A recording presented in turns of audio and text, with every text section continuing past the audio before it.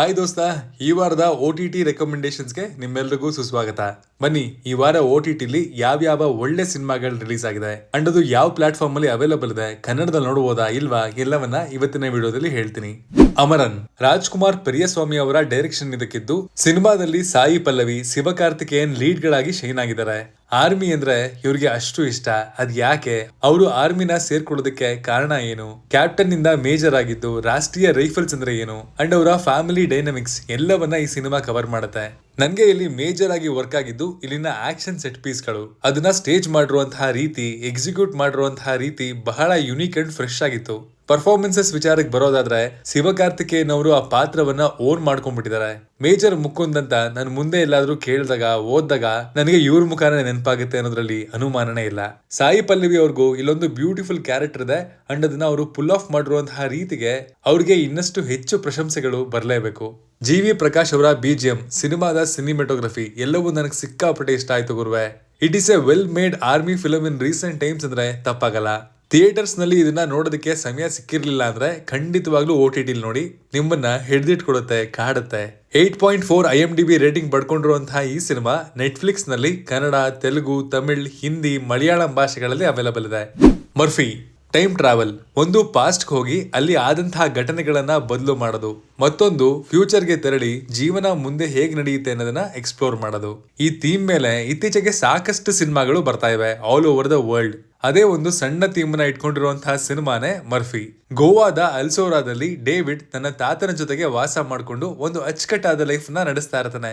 Life ಅಲ್ಲಿ girl friend, close friend ಎಲ್ಲ ಇದ್ರು ಲೈಫ್ ಅವನಿಗೆ ಕಂಪ್ಲೀಟ್ ಅಂತ ಅನಿಸ್ತಾ ಇರಲ್ಲ. ಅದಕ್ಕೆ ಒಂದು ಸ್ಟ್ರಾಂಗ್ ರೀಸನ್ ಕೂಡ ಇದೆ. ಇನ್ನು ಒಂದಿನ ತನ್ನ ತಾತನ ರೇಡಿಯೋನ ರಿಪೇರಿ ಮಾಡುವಾಗ ಅಚಾನಕ್ ಆಗಿ ಅದು 1996 ಇಸ್ವಿಗೆ ಕನೆಕ್ಟ್ ಆಗುತ್ತೆ. ಮಾತುಕತೆ ಕೂಡ ಬೆಳೆಯುತ್ತೆ. ಅಲ್ಲಿ ನಡೆದಂತಹ ಕಾನ್ವರ್ಸೇಷನ್ ಗಳು ಏನು, ಇದರಿಂದ ಡೇವಿಡ್ ನ ಲೈಫು ಹೇಗೆ ಟರ್ನ್ ಆಯ್ತು, ಆ ಕಡೆಯಿಂದ ಮಾತಾಡಿದವ್ರು ಯಾರು ಅನ್ನೋದೇ ಇಲ್ಲಿನ ಪ್ಲಾಟ್. BSP ವರ್ಮಾ ಅವ್ರಿಗೆ ಈ ಒಂದು ಸಿಂಪಲ್ ಕಥೆನ ಅಷ್ಟು ಎಫೆಕ್ಟಿವ್ ಆಗಿ ಡೆಲಿವರ್ ಮಾಡೋದಕ್ಕೆ ಒಂದು ಸಲಾಂ ಸಲ್ಲಿಸಲೇಬೇಕು. ಸ್ವಲ್ಪ ವಿಷಯಗಳು ಹಿಂಗೆಲ್ಲ ಆಗೋದಕ್ಕೆ ಹೆಂಗ್ ಸಾಧ್ಯ ಅಂದಾಗ್ಲೆಲ್ಲ ಅದಕ್ಕೆ ಬಂದಂತಹ ಕ್ಲೋಜರ್ ಕನ್ವಿನ್ಸಿಂಗ್ ಆಗಿತ್ತು. ಲೀಡ್ ಆಕ್ಟರ್ಸ್ ನ ಪರ್ಫಾರ್ಮೆನ್ಸ್ ಕೂಡ ಫ್ರೆಶ್ ವೈಬ್ ಅನ್ನ ಕೊಟ್ಟಿದ್ದು ನಿಜ. KFI ನಲ್ಲಿ ಪ್ರಯೋಗ ಮಾಡೋರ ಸಂಖ್ಯೆ ಕಮ್ಮಿ. ಅದನ್ನ ಎಫಿಷಿಯಂಟ್ ಆಗಿ ಎಕ್ಸಿಕ್ಯೂಟ್ ಮಾಡಿರುವಂತಹ ಈ ಸಿನಿಮಾವನ್ನ ಡೆಫಿನೆಟ್ಲಿ ನೀವು ನೋಡಬಹುದು. ಬರೋಬ್ಬರಿ 8.9 IMDb ರೇಟಿಂಗ್ ಪಡ್ಕೊಂಡಿರುವಂತಹ ಈ ಸಿನಿಮಾವನ್ನ ಪ್ರೈಮ್ ವಿಡಿಯೋದಲ್ಲಿ ನೋಡಬಹುದಾಗಿದೆ. ಜಿಗ್ರಾ, ಇದು ವಸಂತ್ ಬಾಲಾ ಅವರು ಡೈರೆಕ್ಟ್ ಮಾಡಿ ಆಲಿಯಾ ಭಟ್, ವೇದಾಂಗ್ ರೈನಾ ಲೀಡ್ ಆಗಿ ಕಾಣಿಸ್ಕೊಂಡಿರುವಂತಹ ಸಿನಿಮಾ. ಇಲ್ಲಿನ ಕತೆ ಸುತ್ತೋದು ಸತ್ಯ, ಅಂಕುರ್ ಅನ್ನುವಂತಹ ಪಾತ್ರಗಳ ಸುತ್ತ. ಇವರಿಬ್ರು ಚಿಕ್ಕವರಿದ್ದಾಗ್ಲೇ ತಮ್ಮ ಪೇರೆಂಟ್ಸ್ ಅನ್ನ ಕಳ್ಕೊಂಡಿರ್ತಾರೆ. ಈಗ ಅಂಕುರ್ನ ಜವಾಬ್ದಾರಿ ಅಕ್ಕ ಆಗಿರುವಂತಹ ಸತ್ಯ ಕೈಯಲ್ಲಿದೆ. ಅಂಕುರ್ ಅನ್ಫಾರ್ಚುನೇಟ್ಲಿ ಫಾರಿನ್ ನ ಜೈಲ್ ಒಂದರಲ್ಲಿ ಟ್ರ್ಯಾಪ್ ಆಗೋಗ್ತಾನೆ. ಏನದಕ್ಕೆ ಕಾರಣ, ತಮ್ಮನ ಜವಾಬ್ದಾರಿ ಹೊತ್ತಿರುವಂತಹ ಆಲಿಯಾ ಹೇಗೆ ಅವನನ್ನ ಕಾಪಾಡ್ತಾಳೆ ಅನ್ನೋದೇ ಇಲ್ಲಿನ ಪ್ಲಾಟ್. ಸಿನಿಮಾದಲ್ಲಿ ಆಲಿಯಾ ಅವರ ಪರ್ಫಾರ್ಮೆನ್ಸ್ ಟೂ ಗುಡ್ ಅಂತ ಹೇಳಬೇಕು. ಗಂಗೂಬಾಯ್, ರಾಜಿ, ಡಾರ್ಲಿಂಗ್ಸ್ ಅಂತಹ ಸಿನಿಮಾಗಳಲ್ಲಿ ಅವರ ಆಕ್ಟಿಂಗ್ ರೇಂಜ್ ಬಗ್ಗೆ ಒಂದು ಐಡಿಯಾ ಎಲ್ರಿಗೂ ಸಿಕ್ಕಿತ್ತು. ಬಟ್ ಇಲ್ಲಿ ಅದು ಲೆವೆಲ್ ಅಪ್ ಆಗಿದೆ ಅಂತ ಹೇಳೋದಕ್ಕೆ ಇಷ್ಟಪಡ್ತೀನಿ. ಸಿನಿಮಾಟೋಗ್ರಫಿ ಕೂಡ ಇಲ್ಲಿ ನಂಗೆ ತುಂಬಾನೇ ಇಂಪ್ರೆಸ್ ಮಾಡಿದಂತಹ ಪಾಯಿಂಟ್. ಇಂಟರ್ನ್ಯಾಷನಲ್ ಸ್ಟ್ಯಾಂಡರ್ಡ್ಸ್ ಅಲ್ಲಿ ಕಟ್ಕೊಟ್ಟಿದ್ದಾರೆ. ವಿಜುವಲ್ಸ್ ನೋಡೋದಕ್ಕೆ ತುಂಬಾ ಚೆನ್ನಾಗಿದಾವೆ. ಬಟ್ ಇದರ ಸೆಕೆಂಡ್ ಹಾಫ್ ತುಂಬಾನೇ ಬೇಸಿಕ್ ಆಗಿ ಕನ್ವರ್ಟ್ ಆಗೋಯ್ತು. ಎಲ್ಲೋ ಹೇಳಿದ್ದನ್ನೇ ಹೇಳಿ, ತೋರಿಸಿದ್ದನ್ನೇ ತೋರಿಸಿ ಬೋರ್ ಹೊಡ್ಸಿದ್ರು ಅಂತ ಹೇಳ್ಬೋದು.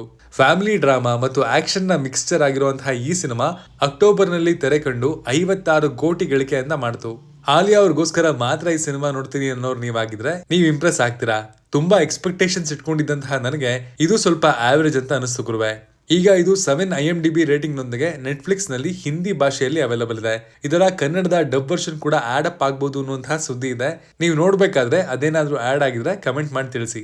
ಅಗ್ನಿ, ಸ್ಕ್ಯಾಮ್ 1992 ಫೇಮ್ ಪ್ರತೀಕ್ ಗಾಂಧಿ ಹಾಗೂ ಮಿರ್ಜಾಪುರ್ನ ಮುನ್ನಾ ಭಯ್ಯ ಲೀಡ್ ಆಗಿ ಕಾಣಿಸ್ಕೊಂಡಿರುವಂತಹ ಸಿನಿಮಾ ಇದು. ರಾಹುಲ್ ದೋಲಾಕಿ ಅವರ ನಿರ್ದೇಶನ ಇದಕ್ಕಿದೆ. ಈ ಒಂದು ಪ್ರಿಮೈಸ್ ನಲ್ಲಿ ನಮ್ಮ ದೇಶದಲ್ಲಿ ಒಂದು ಸಿನಿಮಾ ಬಂದಿರಲಿಲ್ಲ. ನಾವು ಆರ್ಮಿ ಮೇಲೆ, ಪೊಲೀಸ್ ಮೇಲೆ, ಲಾಯರ್ ಮೇಲೆ ಬರುವಂತಹ ಕಥೆಗಳನ್ನ ಅವಾಗವಾಗ ನೋಡ್ತಾನೆ ಇರ್ತೀವಿ. ಬಟ್ ಈ ಸಿನಿಮಾ ಬೇಸ್ ಆಗಿರೋದು ಫೈರ್ ಬ್ರಿಗೇಡ್ ನಲ್ಲಿರೋರ ಮೇಲೆ. ವಿಠಲ್ ರಾವ್, ಸಮಿತ್ ಇವರಿಬ್ರು ಬಾವಾ ಬಾಮೈದ.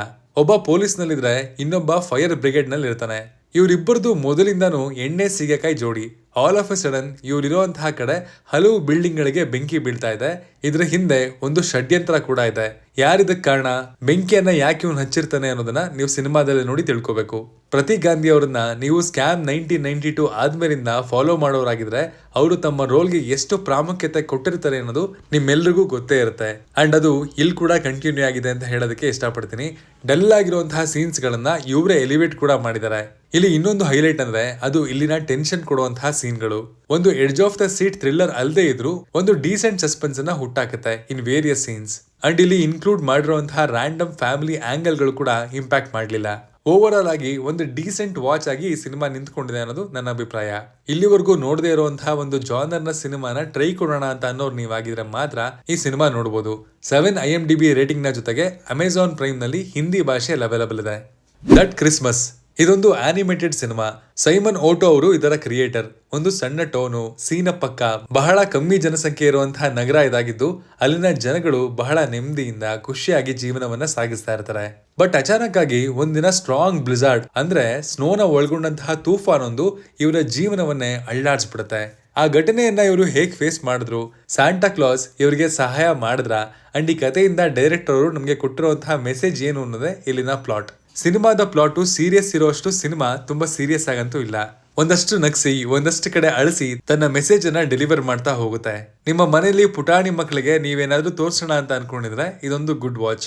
6.8 IMDb ರೇಟಿಂಗ್ ನೊಂದಿಗೆ ಇದು ನೆಟ್ಫ್ಲಿಕ್ಸ್ ನಲ್ಲಿ ಸ್ಟ್ರೀಮ್ ಆಗ್ತಾ ಇದೆ. ಟಾಪ್ 10 ಟ್ರೆಂಡ್ ಆಗ್ತಾ ಇದೆ. ಡೆಫಿನೆಟ್ಲಿ ಟ್ರೈ ಮಾಡಬಹುದು. ಮೇರಿ ತಾನು ರಿಲೀಸ್ ಮಾಡುವಂತಹ ವೆಬ್ ಸೀರೀಸ್ ಚೆನ್ನಾಗಿದ್ರು ಅದನ್ನ ಪೂರ್ ಮಾರ್ಕೆಟಿಂಗ್ ಮಾಡಿ ಅದರ ಪೊಟೆನ್ಶಿಯಲ್ ನ ಹಾಳು ಮಾಡೋದು ZEE5 ಅವರಿಗೆ ಅಭ್ಯಾಸ ಅನ್ಸುತ್ತೆ. ನೆಟ್ಫ್ಲಿಕ್ಸ್ ಅಂತಹ ದೊಡ್ಡ ಸಂಸ್ಥೆ ಸಣ್ಣ ಸಣ್ಣ ಕಂಟೆಂಟ್ ನು ಭರ್ಜರಿಯಾಗಿ ಮಾರ್ಕೆಟ್ ಮಾಡಿ ಸುಮಾರಾಗಿದ್ರು ಅದನ್ನ ಗೆಲ್ಲಿಸ್ಕೊಂಡ್ಬಿಡ್ತಾರೆ. But in case of ZEE5 ಅದು ಯಾವಾಗ್ಲೂ ಮಿಸ್ ಆಗ್ತಾನೆ ಇರುತ್ತೆ. ಅಂತಹದ್ದೇ ಒಂದು ಪೂರ್ ಮಾರ್ಕೆಟಿಂಗ್ ನ ಬಲೆಗೆ ಬಿದ್ದಿರೋದೆ ಮೇರಿ. ಸಚಿನ್ ದಾರೇಕರ್ ಅವರು ನಿರ್ದೇಶಿಸಿರುವಂತಹ ಸೀರೀಸ್ ಇದಾಗಿದ್ದು ಸಾಯಿ ದಿಯೋದರ್, ತನ್ವಿ ಮಂಡಾಲ್, ಸಾಗರ್ ದೇಶ್ಮುಖ್ ಲೀಡ್ ಆಗಿ ಕಾಣಿಸ್ಕೊಂಡಿದ್ದಾರೆ. ಇಲ್ಲಿನ ಮೇನ್ ಕ್ಯಾರೆಕ್ಟರ್ ನ ಹೆಸರು ಮನಸ್ವಿ. ಅನ್ಫಾರ್ಚುನೇಟ್ಲಿ ಇವಳ ಮೇಲೆ ಗ್ಯಾಂಗ್ ರೇಪ್ ಒಂದು ನಡೆಯುತ್ತೆ. ಅಲ್ಲಿಂದ ಮುಂದೆ ಏನು, ಪೊಲೀಸ್, ಕೋರ್ಟ್, ಲಾಯರ್ಸ್ ಅಂಡ್ ಅವ್ರಗಳ ಪಾಯಿಂಟ್ ಆಫ್ ವ್ಯೂ ಅಂಡ್ ಅವಳ ಮನೆಯಲ್ಲಿ ಏನೇನಾಗುತ್ತೆ ಆ ಘಟನೆ ಆದ್ಮೇಲೆ ಅನ್ನೋದೇ ಇಲ್ಲಿನ ಪ್ಲಾಟ್. ಸೀರೀಸು ಸ್ಟ್ರಗಲಿಂಗ್ ಸ್ಟೋರಿ ಅನ್ನೋ ಹಾಗೆ ಶುರುವಾಗಿ ಆಮೇಲೆ ಒಂದು ರಿವೆಂಜ್ ಸ್ಟೋರಿಯ ಆಕಾರವನ್ನ ಪಡ್ಕೊಳ್ಳುತ್ತೆ. ಇಲ್ಲಿನ ಪರ್ಫಾರ್ಮೆನ್ಸಸ್ಗಳು, ಸ್ಟೋರಿ ಟೆಲ್ಲಿಂಗ್ ಮೆಥಡು ನನ್ನನ್ನ ಬಹಳಾನೇ ಇಂಪ್ರೆಸ್ ಮಾಡಿದ್ವು. ಇಲ್ಲಿನ ಕೆಲವು ಸೀನ್ಗಳಂತೂ ಡೈರೆಕ್ಟ್ ಸಿಸ್ಟಮ್ಗೆ ಕ್ವಶನ್ ಮಾಡೋ ರೀತಿಯಲ್ಲಿತ್ತು. ರಿವೆಂಜ್ ಡ್ರಾಮಾಗಳು ಇಷ್ಟ ಆಗೋದಾದ್ರೆ ಇದೊಂದು ಗುಡ್ ವಾಚ್. 25ರಿಂದ 30 ನಿಮಿಷದ 7 ಎಪಿಸೋಡ್ಗಳಿದೆ ಅಂಡ್ ಅವು ಲೆಂತಿ ಎನ್ನುವಂತಹ ಫೀಲು ಕೊಡೋದಿಲ್ಲ. ಡೆಫಿನೆಟ್ಲಿ ಒಂದು ಟ್ರೈ ಮಾಡಬಹುದು ಗುರುವೆ. ಹಿಂದಿ ಭಾಷೆಯಲ್ಲಿ ಅವೈಲಬಲ್ ಇದೆ. ಸಿಕಂದರ್ ಕಾ ಮುಕದ್ದಾರ್ ಇದು MS ಧೋನಿ, ಚಿಚೋರೆ ಅಂತಹ ಕ್ಲಾಸಿಕ್ ಹಿಟ್ಸ್ ಕೊಟ್ಟಿರುವಂತಹ ನೀರಜ್ ಪಾಂಡೆ ಅವರು ಡೈರೆಕ್ಟ್ ಮಾಡಿರುವಂತಹ ಸಿನಿಮಾ. ಸ್ಟಾರಿಂಗ್ ತಮನ್ನಾಸ್, ಕಾಮಿನಿ, ಜಿಮ್ಮಿ ಶರ್ಗಿಲ್ಲಾಸ್, ಜಸ್ವಿಂದರ್. ಇಲ್ಲಿ 50-60 ಕೋಟಿ ಬೆಲೆ ಬಾಳುವಂತಹ ಡೈಮಂಡ್ಸು ಕಳ್ತನ ಆಗುತ್ತೆ. ಇನ್ವೆಸ್ಟಿಗೇಟರ್ ಆಫೀಸರ್ ಆದಂತಹ ಜಸ್ವಿಂದರ್ಗೆ ಅನುಮಾನ ಇರೋದು ಕಾಮಿನಿ ಮೇಲೆ. ಈ ಕಳ್ತನ ಆಗಿದ್ದು ಹೆಂಗೆ, ಇವ್ನ್ಗೆ ಇವ್ರ ಮೇಲೇನೆ ಯಾಕೆ ಅನುಮಾನ ಇದೆ, ಈ ಕೇಸ್ಗೆ ಕ್ಲೋಸರ್ ಸಿಗ್ತಾ ಇಲ್ವಾ ಅನ್ನೋದೇ ಇಲ್ಲಿನ ಪ್ಲಾಟ್ ಲೈನ್ ಕೇಳಿ ಸಿಂಪಲ್ ಸಿನಿಮಾ ಅನ್ಕೊಳಕ್ ಹೋಗ್ಲೇಬೇಡಿ ಗುರುವೆ. ರೆಗ್ಯುಲರ್ ಆಗಿ ಸಿನಿಮಾ ನೋಡಿ ರಿವ್ಯೂ ಮಾಡುವಂತಹ ನಮಗೂ ಒಂದಷ್ಟು ಪ್ರಿಡಿಕ್ಷನ್ಸ್ ಗಳು ಇರ್ತವೆ. ವಾ ಇದು ಹಂಗಾಗ್ಬೋದು, ಇದು ಹಿಂಗಾಗ್ಬೋದು, ಇವನಾಗಿರ್ಬೋದು ಅಂತ. ಆದ್ರೆ ಇಲ್ಲಿ ಪ್ರೆಡಿಕ್ಷನ್ಗಳು ಫೇಲ್ ಆಗೋಯ್ತು. ಅಷ್ಟು ಗ್ರಿಪ್ಪಿಂಗ್ ಆಗಿದೆ ಇಲ್ಲಿನ ನರೇಷನ್. ಇನ್ನು ಇಲ್ಲಿನ ಸಿನಿಮಾಟೋಗ್ರಫಿ ನನಗೆ ಬಹಳನೇ ಯೂನಿಕ್ ಎಕ್ಸ್ಪೀರಿಯನ್ಸ್ ಅನ್ನ ಪ್ರೊವೈಡ್ ಮಾಡ್ತು. ಆದಷ್ಟು ಶಾರ್ಟ್ಗಳು ಇಲ್ಲಿ ಒನ್ ಟೇಕ್ ಅಲ್ಲೇ ತೆಗೆದಿದ್ದಾರೆ. ಒಂದು ಪರ್ಸನ್ ನ ಪಾಯಿಂಟ್ ಆಫ್ ವ್ಯೂ ಆಂಗಲ್ ಇಂದ ತೆಗೆದಿದ್ದಾರೆ. ಅವೆಲ್ಲವೂ ಪರ್ಫೆಕ್ಟ್ ಆಗಿ ಮೂಡ್ ಬಂದಿದೆ. ಅಲ್ಲಲ್ಲಿ ಸ್ಟ್ರೆಚ್ ಅಂತ ಅನ್ಸಿದ್ರು, ಒಂದಷ್ಟು ಕಡೆ ಲ್ಯಾಗ್ ಆದ್ರೂ ಓವರ್ ಆಲ್ ಪ್ಯಾಕೇಜ್ ಆಗಿ ಇದು ಡಿಲಿವರ್ ಮಾಡ್ತು ಅನ್ನೋದು ನನ್ನ ಅಭಿಪ್ರಾಯ. ಇನ್ವೆಸ್ಟಿಗೇಷನ್ ಥ್ರಿಲ್ಲರ್ಗಳು ನಿಮ್ಗೆ ಇಷ್ಟ ಆಗೋದಾದ್ರೆ ಇದೊಂದು ಡೀಸೆಂಟ್ ಎಂಟರ್ಟೈನರ್. ನೆಟ್ಫ್ಲಿಕ್ಸ್ ನಲ್ಲಿ ಹಿಂದಿ ಭಾಷೆಯಲ್ಲಿ ಅವೈಲಬಲ್ ಇದೆ. 6.2 IMDb ರೇಟಿಂಗ್ ನೊಂದಿಗೆ. ನಂಗಲಾನ್ ಇದು ಪಾರಂಜಿತ್ ಅವರು ನಿರ್ದೇಶಿಸಿರುವಂತಹ ಸಿನಿಮಾ. ವಿಕ್ರಮ್, ಮಾಳವಿಕಾ ಮೋಹನನ್, ಪಾರ್ವತಿ ಇಲ್ಲಿ ಮೇನ್ ಲೀಡ್ ಗಳಾಗಿ ಕಾಣಿಸ್ಕೊಂಡಿದ್ದಾರೆ. ಇದು ಚಿನ್ನವನ್ನ, ಬಂಗಾರವನ್ನ ಹುಡ್ಕೊಂಡು ಹೋದಂತಹ ಓರ್ವ ವ್ಯಕ್ತಿಯ ಕತೆ ಅಂಡ್ ಆಲ್ಸೋ ಒಂದು ಗುಂಪಿನ ಕತೆ. ಇಲ್ಲಿನ ಪ್ಲಾಟ್ ಬಗ್ಗೆ ಜಾಸ್ತಿ ಹೇಳಿದ್ರೆ ನಿಮ್ಮ ಮಜಕ್ಕೆ ಅದು ಸ್ವಲ್ಪ ಅಡ್ಡಿ ಆಗುತ್ತೆ. ಇಲ್ಲಿನ ಇಮ್ಮರ್ಸಿವ್ನೆಸ್ ನನಗೆ ಬಹಳ ಖುಷಿ ಕೊಡ್ತು.